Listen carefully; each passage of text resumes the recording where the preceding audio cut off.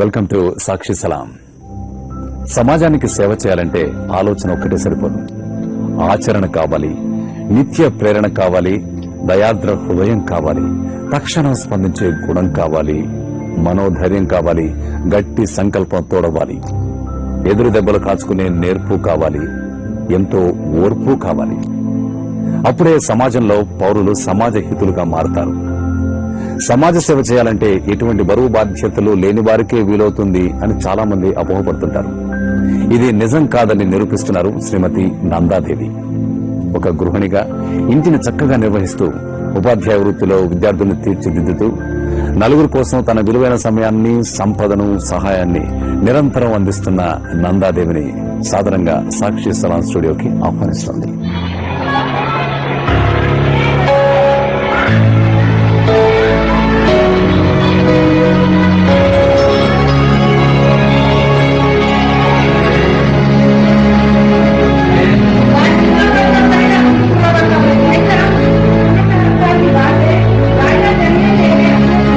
నమస్కారం అండి నందాదేవి గారు. సాక్షి సలాంకు మనస్ఫూర్తిగా స్వాగతం పలుకుతున్నామండి. నందాదేవి గారు, ప్రార్థించే పెదవుల కన్నా సాయం చేసే చేతులు మిన్నా అని చెప్పని అంటుంటారు మీరు. అది అక్షరాలు నిజం సార్.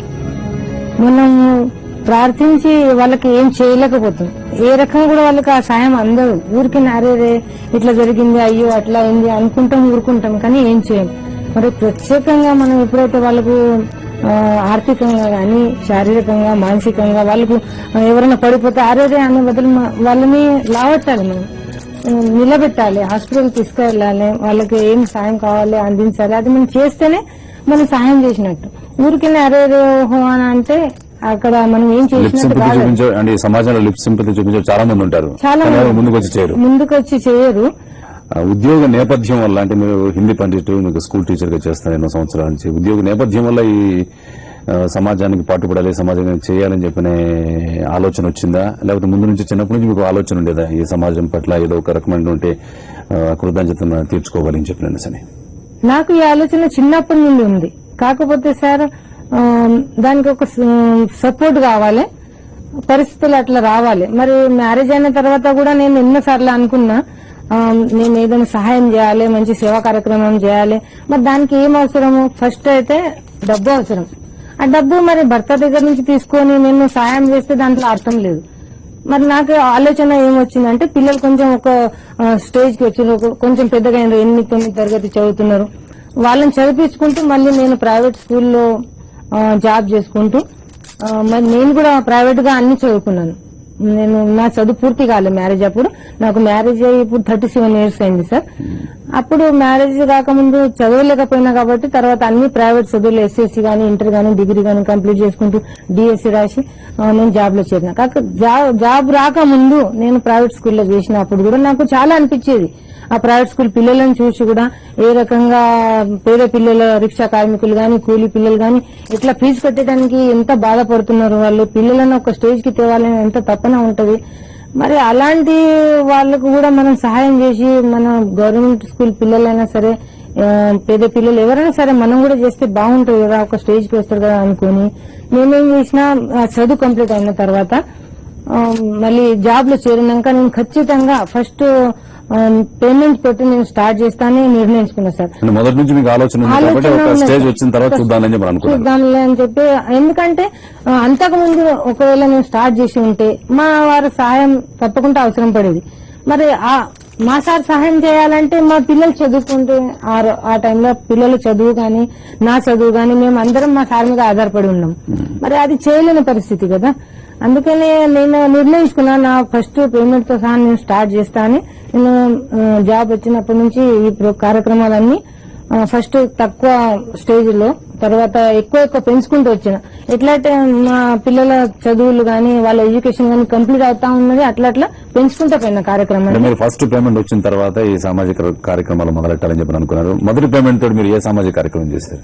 మొదట నేను అయితే స్కూల్ పిల్లల్ని పట్టించుకున్నా సార్. మెయిన్ ఆడపిల్లలను వాళ్ళు స్కూల్ కి రాకుండా ఇంట్లో బీడీలు చేయటం చూసిన నేను. పల్లెటూరు మాది కాబట్టి తిమ్మాపూర్ గాని దిబ్బా గాని చిన్న చిన్న గ్రామాలు అవి. అక్కడ ఆడపిల్లలు బీడీలు చేయటం, కూలీ పని చేయటము, వ్యవసాయానికి వెళ్లటము చూసినాను. అయితే నేను అడిగినా, నేను ఎందుకు పాఠశాలకు రావట్లేదు, వాళ్ళ ఇంటి ముందు నుంచి వెళ్తా ఉంటే అడిగినా అనమాట, ఎట్లా మీరు ఎందుకు వస్తలేదంటే మా అమ్మాయి కూలీ పనికి పోమన్నది, బీడీలు చేయమన్నది, డబ్బులు లేవన్నది. అప్పుడు నేను నిర్ణయించుకున్నా, మరి ఈ పిల్లలను మనం ఈ పేమెంట్ తోటి వాళ్ళని కూడా మనం స్కూల్లో అన్ని విధాలుగా ఆదుకుంటే, అప్పుడు యూనిఫామ్ ఇచ్చేవాళ్ళు కాదు స్కూళ్ళలో. నేనే యూనిఫామ్ ఇస్తాను మీకు, నేనే బుక్స్ ఇస్తాను, నేను ఏం సహాయం కావాలో ఇస్తాను, మీరు స్కూల్కి రండి అంటే వాళ్ళ తల్లిదండ్రులు కూడా ఒప్పుకున్నారు, పిల్లలు ఒప్పుకున్నారు. నాకు అప్పటి నుంచి ఇంకా బాగా ఉత్సాహం అనిపించింది సార్. ఎందుకంటే నా మాటకు వాల్యూ ఇచ్చి వాళ్ళు స్కూల్కి పంపింది. ఎప్పుడు మీకు వ్యతిరేకత రాలేదు తల్లిదండ్రుల దగ్గర నుంచి?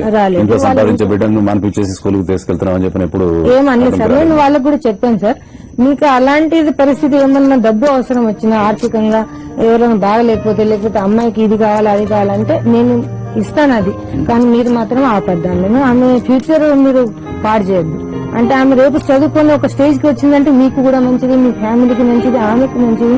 పిల్లలు చదువుకుంటే ఒక ఇల్లు బాగుపడుతుంది, ఒక గ్రామం బాగుపడుతుంది, ఒక దేశం బాగుపడుతుంది. చదువు ముఖ్యం అనేది వాళ్ళకి నేను చెప్పుకుంటూ వచ్చాను సార్.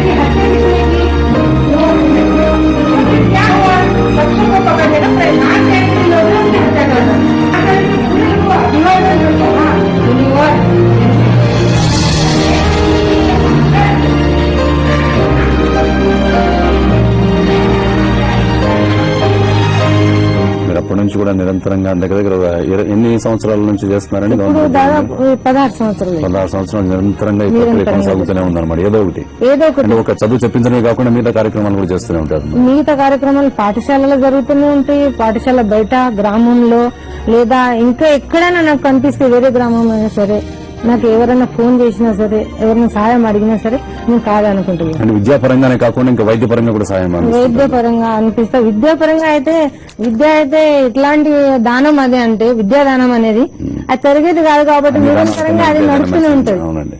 ఈ ఆర్థికపరమైన దానం అనేది అందరు చేయలేకపోతారు, నిరంతరంగా చేసేది కాదు అది. కాకపోతే నేను నిరంతరంగా ఎట్లా చేస్తున్నానంటే, నేను ఒక దిక్కు సంపాదిస్తున్నాను కష్టపడి, అదే డబ్బు ఇక్కడికి వెళ్తుంది, మళ్ళీ వస్తుంది, మళ్ళీ చేస్తున్నా. అట్లా అని నాకు దాంట్లో ఏం ఆటంకం లేదు, మా వారిది కూడా ఆటంకం లేదు. ఎందుకంటే నేను ఇక్కడ పిల్లలను పట్టించుకుంటూ, ఇక్కడ ఫ్యామిలీని పట్టించుకుంటూ, ఇక్కడ చెప్పారు అంటే సంపాదిస్తున్నాను, ఖర్చు పెడుతున్నాను, అంటే ఏదో రకంగా దానం చేస్తున్నాను, మళ్ళీ సంపాదన వస్తుంది, మళ్ళీ చేస్తున్నాను. కానీ ఎంతమంది సంపాదన విపరీతంగా అందరూ చేస్తూనే ఉన్నారండి. కానీ ఆలోచన అందరికీ రాదు. ఆలోచన ఉన్నా గానీ మీరు అన్నట్టుగా ఓన్లీ ప్రార్థించిన వరకు ఉంటుంది, కానీ చేతల్లో పెట్టట్లేదు సార్. మరి మహిళా మండలి సభ్యులు ఎటువంటి రెస్పాన్స్ ఇస్తుంటారు? మీరు వాళ్ళు రిక్వెస్ట్ చేసినప్పుడు, వాళ్ళు క్లాస్ తీసుకున్నప్పుడు వాళ్ళు అంటా ఉంటారు, సార్ మరి మాకు ఇంకా మేము ఆ స్టేజ్ కి రాలేదు, లేదా మాకు అంత డబ్బు లేదు, మాకు ఇంట్లో కూడా సపోర్ట్ లేదు, మీకు సపోర్ట్ ఉన్నది, మీకు భగవంతుడు మంచి మనసు ఇచ్చిండు, మీరు చేస్తున్నారు, మాకు చాలా సంతోషం, మేము కూడా చేయాలనుకుంటాం కానీ చేయలేకపోతున్నాం అంటారు సార్. చాలా మంది సమాజ సేవ చేస్తున్నాం అనగానే ఒక సంస్థను స్థాపించి సంస్థ ద్వారా చేయాలని చెప్పి అనుకుంటారు. మీరు ఆ సంస్థ అలా స్థాపించాలి అవసరం లేదనుకుంటున్నారా? స్థాపించాలని చెప్పి ఇంకా ఫ్యూచర్ ప్లాన్స్ ఏమైనా ఉన్నాయా, లేకపోతే ఇలాగే నిరంతర ప్రక్రియ జరుగుతుందని చెప్పి అంటారు? అవసరం లేదని నేను అనుకుంటా సార్. ఒక సంస్థనే కావాలి, ఆ సంస్థ ద్వారా మనకు పేరు రావాలి, నేను అట్లా బయట ప్రపంచానికి కనబడాలని నాకు లేదు సార్. నేను చేసే పని ఎన్నో సహాయాలు, దాన ధర్మాలు 100 మంది కుటుంబాలకు చేసిన నేను, అది కనపడని ఎన్నో ఉన్నాయి సార్. నాకు అది తృప్తి. నాకు ఈ సంస్థ పెట్టి ఈ పలానా సంస్థ దానం చేసింది, ఫలానా సంస్థ ధర్మం చేసింది అనేది నాకు ఆ పేరు వద్దు సార్. నేను పేరు కోసం కాదు ఇక్కడ చేసేది, నేను చేసేది మనస్తృప్తి కోసం. అది కాక సమాజాన్ని బాగుపరచడానికి నా వంతు సాయం కొంతననే మనిషి జన్మంలో ఉన్నాం కాబట్టి కొంతననే నా వలన జరగాలనేనని ఉద్దేశంతో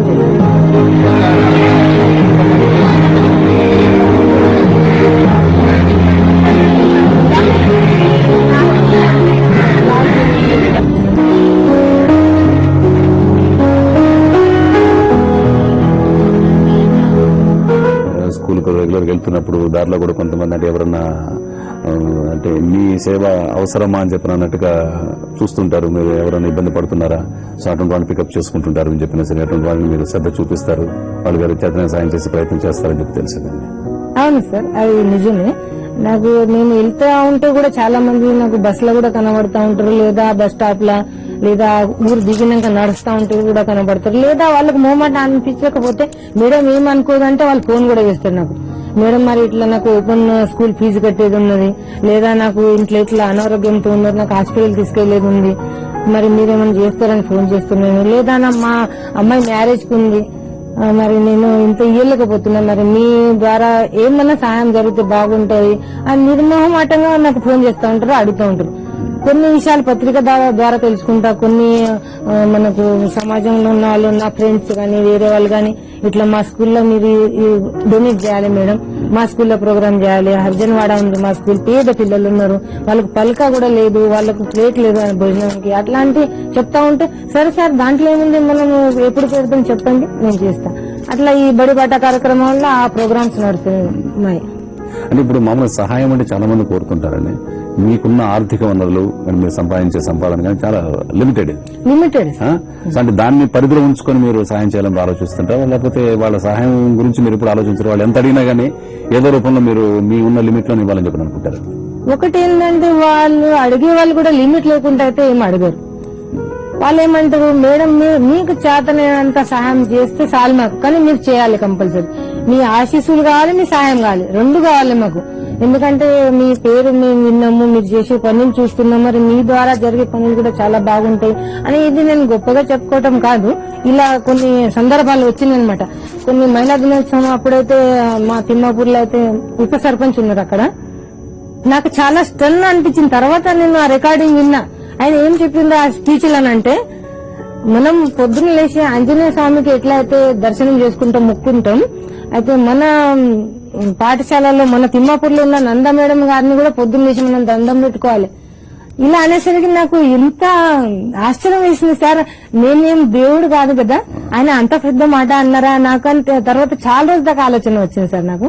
ఎలా అనిపిస్తుంది మాట్లాడినప్పుడు, అటువంటి ఆశ్చర్యం వేసింది, అంటే ఇంకా చేయాలనిపిస్తుంది, పులకరించింది మనసు నాది. నేను చేసే పని అంత గొప్పగా లేదు, కాకపోతే ఇంతగానో పొగుడుతున్నారు, మరి నేను నిజంగానే మంచి పనులు చేస్తున్నానా. అంటే మీరు చేసే చిన్న సహాయానికి ఇంత పెద్ద అప్రిషియేషన్ వస్తుందంటే నిజంగా హ్యాట్స్ ఆఫ్ కదండి. ఇంకా మీకు నేనేమో లక్షలు లక్షలు పెట్టి బిల్డింగ్లు కట్టలేదు, లేదా లక్షలు లక్షలు డొనేట్ చేయలేదు. అంటారు చూడండి సార్, కొట్టుకోపోయే వాళ్ళకు చిన్న కట్టె ముక్క దొరికినా గానీ దాన్ని పట్టుకొని ఒడ్డుకు వస్తారు చూడండి, ఇదే అలాంటిదే సార్.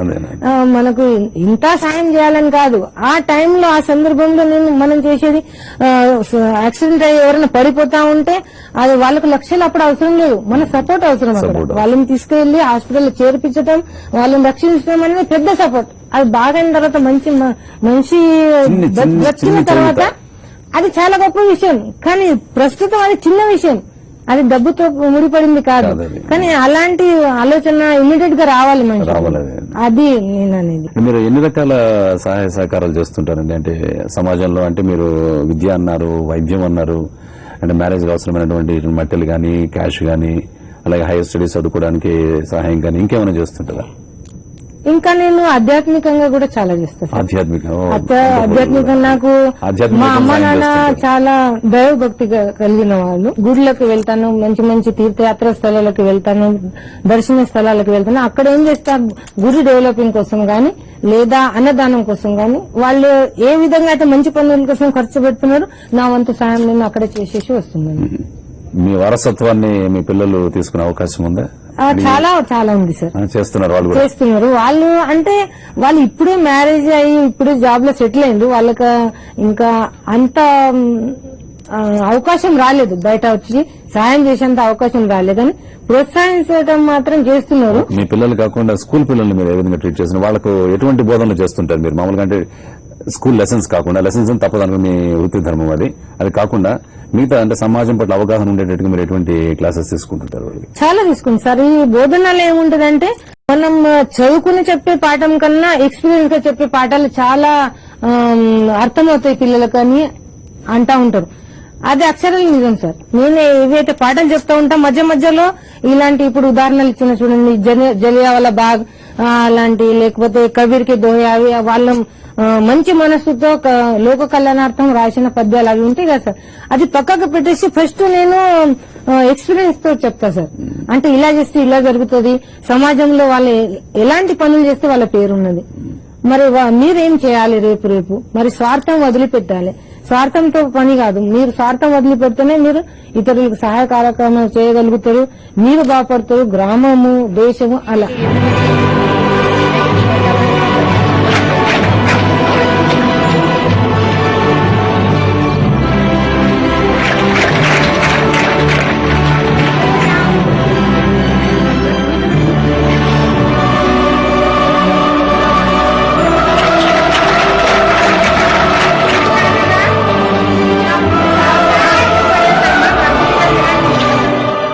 గారు మీకు అసలు ఇన్ని రకాల పనులు చేయడం మీకు టైం ఎక్కడ దొరుకుతుందండి? ఒక పక్క సంసారం లాగించాలి, పిల్లలు బాగోగులు చూసుకోవాలి, ఒక పక్క వృత్తి ధర్మం చేయాలి, సమాజ సేవ చేయాలి, నాణ్యాలు సేకరణ హాబీ ఉంది. వీటన్నిటితో పాటు మీలో లీడర్షిప్ క్వాలిటీస్ కూడా ఉన్నాయని చెప్పి తెలుసు. మీరు టీచర్స్ యూనియన్ లో మంచి పోస్ట్ లో ఉన్నారు అని చెప్పిన అని. అవును సార్, అన్నిటికన్నా ఏపీలో అన్నిటికన్నా పెద్ద union PRT union, progressive recognised teachers union అని. అది గత 30 సంవత్సరాలుగా నడుస్తుంది. ఇప్పటికే అది నంబర్ 1 యూనియన్ అన్నమాట. నేను గర్విస్తున్నాను. మరి ఆ యూనియన్ లో నేను ఎప్పుడైతే ప్రైవేట్ స్కూల్లో జాబ్ చేసేది, అప్పుడు ఆ యూనియన్ వాళ్ళు ఏదైనా సమస్యలు ఉంటే వచ్చి అడిగి వెళ్లేవాళ్ళు. అప్పుడు నాకు అనిపించింది గవర్నమెంట్ జాబ్ ఒకవేళ వస్తే నేను ఖచ్చితంగా ఈ యూనియన్ లో నేను సభ్యత్వం తీసుకుంటాను. నేను మా leader MLC Mohan Reddy sir ఇప్పుడు ఎమ్మెల్సీగా ఉన్నారు, సుధాకర్ రెడ్డి సార్ ఎమ్మెల్సీగా ఇంతకు ముందు ఉన్నారు. వాళ్ళ స్పీచ్ బాగా వినేది నేను. వాళ్ళు ఏ రకంగా టీచర్స్ కి, పిల్లలకు, విద్యార్థులకు ఉపయోగపడేది కూడా, టీచర్స్ కి ఉపయోగపడేది కూడా చాలా సమాచారం, చాలా సందేశాలు ఇచ్చేవాళ్ళు. అప్పుడు నేను అట్రాక్ట్ అయిపోయాను అనమాట. ఎప్పుడైతే నాకు ఉద్యోగం వస్తుంది గవర్నమెంట్, నేను సభ్యత్వం తీసుకుంటానని చెప్పి. అయితే గవర్నమెంట్ లో ఉద్యోగం వచ్చిన తర్వాత ఫస్ట్ మండల మహిళా అధ్యక్షురాలుగా నాకు సభ్యత్వం ఇచ్చేసిండ్రు వాళ్ళు. ఒక 3 years చేసిన తర్వాత మళ్ళీ డిస్టిక్ లో ఇచ్చిండ్రు. ఒక 6 years డిస్టిక్ లో ఉన్నా. మళ్ళీ 6 సంవత్సరాల నుండి మళ్ళీ స్టేట్ మహిళా అసోసియేట్ అధ్యక్షురాలుగా నాకు ఆ పోస్ట్ ఇచ్చింది వాళ్ళు. నేను కంటిన్యూగా ఈ విద్యార్థుల కోసం గానీ యూనియన్ కోసం గానీ నేను పాటుపడుతూనే ఉన్నా. నందగౌడ్ గారు చెప్పండి, చివరిగా చెప్పండి, మీరు ఒక సామాజిక సేవకురాలిగా, ఉపాధ్యాయురాలుగా, సమాజం పట్ల అవగాహన ఉన్న వ్యక్తిలా, అందరికీ సమాజం పట్ల అవగాహన ఉంది, కానీ మీకు ఒక గుర్తింపు అని వచ్చింది, మీకే ఒక తృప్తి అంటూ ఉందన్నమాట, ఒక సేవకురాలిగా అనమాట. మీరు సాక్షి తరఫున ఎటువంటి మెసేజ్ ఇవ్వాలని చెప్పి అనుకుంటున్నారు ప్రజలకు? ఈ కార్యక్రమం సాక్షి సలాం ద్వారా నాకు ఇక్కడ ఆహ్వానం లభించింది. దానికి నేను చాలా కృతజ్ఞతలు చెప్తున్నాను సాక్షి మీడియా వాళ్లకు, సాక్షి ఛానల్ వాళ్లకు. అలాగే నేను ఈ సందేశం ఏం ఇవ్వాలనుకుంటున్నాను అంటే, ఈ మీడియా ఇక్కడ త్రోట్ ఏపీ ప్రజలు చూస్తున్నారు, నన్ను వింటున్నారు. నేను ఒకటే కోరేది ప్రజలతో, మీడియా ద్వారా మీరు కూడా ప్రతి ఒక్కరు నాలాగా కాకపోయినా నాకు అవకాశం వచ్చింది, నేను చేయగలుగుతున్నాను. కానీ మీకు అవకాశం వస్తే తప్పకుండా మీరు కొంతలో కొంత సహాయం చేయండి. మానవతా దృక్పథంతో మనం చేసే పని అనేది ఇతరులకు కొంచెమైనా సహాయపడితే ఒకరి ద్వారా ఒకళ్ళు కొంచెం బాగుపడే అవకాశం ఉంటుంది. వాళ్ళు మనం 50% సుఖపడతా ఉంటే కనీసం వాళ్ళు 5% అయినా సుఖపడాలని మనం అనుకుంటే మనం తప్పకుండా చేయగలుగుతాం. అది దానికి ఏం పెద్ద కష్టం ఏం కాదు. మనం సంపాదించిన దాంట్లో కొంత అయినా చేస్తే మనం ఏదో పోగొట్టుకున్నామని కాదు. నేను మీడియా ద్వారా చెప్పేది అది. మరి అందరు కూడా సహకరిస్తే మన భారతదేశంలో గాని, మన సమాజంలో గాని, ఇంకా మన చుట్టుపక్కల గాని కొంతనైనా మనం వాళ్ళ మేలు చేస్తే వాళ్ళు మనకు ఎప్పుడు మర్చిపోరు. వాళ్ళకు మనం కొంచెం సాయం చేస్తే మన దాంట్లోకి మనకి ఏమి తరగదు. ఆ భావనతోటి మనం చేస్తా ఉంటేనే మనిషి కొంచెం చేయగలుగుతారని అనుకుంటున్నాను. నేను నందాదేవి గారు, థ్యాంక్ యూ వెరీ మచ్ అండి. ధన్యవాదాలు. సాక్షి సలాంకు వచ్చి మీరు అమూల్యమైన సేవనిచ్చినందుకు. అలాగే మీరు వచ్చి మీరు సమాజం పట్ల అవగాహనతోటి, సమాజంలో ఒక మార్పు రావాలి, సమాజంలో ఒక మంచి ఆలోచన రావాలి, సమాజం అంతా మంచి మనుషులు ఉన్నారు కాబట్టి మంచి ఆలోచనతోటి దాన్ని ఇంప్లిమెంట్ చేస్తే బాగుంటుంది, చేతులతో సహాయం చేస్తే బాగుంటుంది, ఊరికి ప్రార్థించేదానికన్నా అని చెప్పారని మెసేజ్ ఇచ్చినందుకు థ్యాంక్ యూ వెరీ మచ్ అండి. హ్యాట్స్ ఆఫ్ టు యూ అండి. నమస్కారం. నమస్కారం సార్, ధన్యవాదాలు సార్. ఆసక్తి ఉండి అవకాశం లేని వారికి విద్యాదానం చేస్తున్నారు. ఆయుష్ ఉండి ఆరోగ్యం లేని వారికి ఆరోగ్య ప్రదానం చేయిస్తున్నారు. ఆకలి బాధకు తట్టుకోలేక వెట్టి చాకరీ చేస్తున్న బాలికల్ని ఆదుకుంటున్నారు. ఆర్థిక బాధలతో అల్లాడుతున్న వారికి తగినంత ధన సహాయం చేస్తున్నారు. తన దృష్టికి వచ్చిన సహాయార్థికి ఎటువంటి సహాయమైనా చేయడానికి వెనుకాడని మానవతావాది శ్రీమతి నందాదేవి. ఘోరంత సహాయమైన కొండంత మనోధైర్యాన్ని ఇస్తుందని నమ్మి ఆచరిస్తున్న నందాదేవికి సాక్షి సలాం.